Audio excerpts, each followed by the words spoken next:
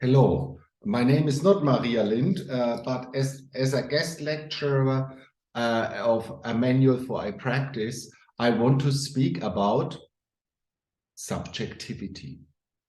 The first question, of course, what do you mean? Subjectivity as individual experience where a person based on their kind of previous life, have reactions on a mental and bodily level to something they're exposed to. The next question is, of course, whose subjectivity? And as we are talking about arts and practice, I think I always urge everyone, there is the artist with their subjectivity, then we have a space, and then we have a subject with a potential having a subjectivity too coming into the room. I think this is good to clearly distinct from each other, otherwise we get just confused. So, what is the subjectivity of the artist? Let's take here this example. We have a wallpaper, and here we have a kind of a back glass painting that is sprayed, and to what we can see from the structure and the grid, the artist has probably used tape. And here we find a wooden stick from its surface, probably a willow tree that has a light, glossy and soft surface that is put with screws through the wall, where then this wick was installed on. If we now need to ask, where is the subjectivity of the artist? One could say, the subjectivity has been withdrawn. And it seems much more a kind of conceptual composition where choices have been made and then fused into kind of a, let's call it a wall piece.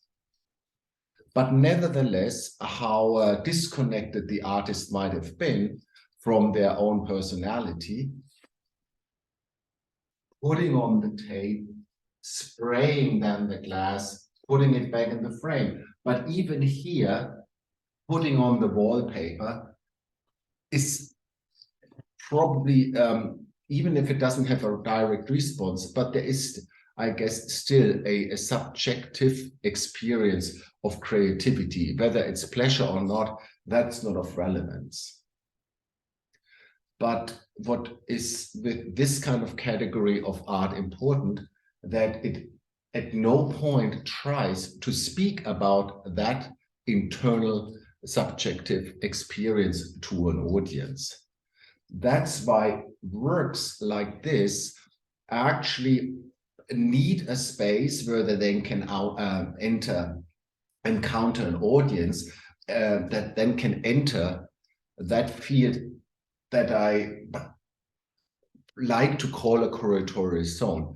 But first of all, it is an aesthetic space. It is space for an aesthetic experience where a subject can enter.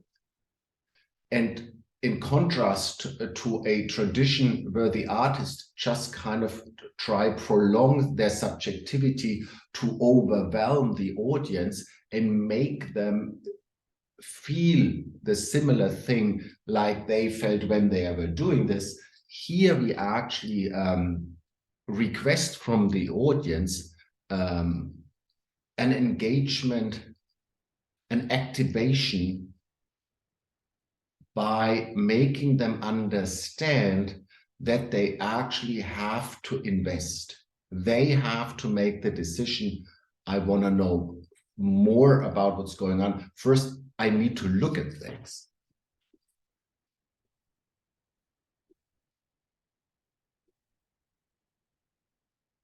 For understanding. So this seems a very schablonic, schematic understanding of what's happening, but I think it's fundamental for to understand what the aesthetic sphere can do if it's not preoccupied by certain concepts of authenticity, certain concepts of continuing subjectivity. I hope that was helpful, and I will now give back the authority to the people who will belong to it.